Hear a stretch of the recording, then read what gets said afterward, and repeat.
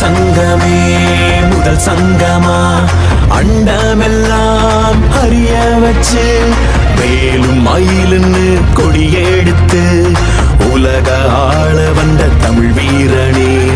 வேலும் மயிலுன்னு கொடியெடுத்து உலக ஆள வந்த தமிழ் வீரனே. முருகாண்ட ஆட்சி இருக்க நெஞ்சில் அமிர்தமா முருக சொல்லே வேத வாக்கு அச்சம் தவிருமா.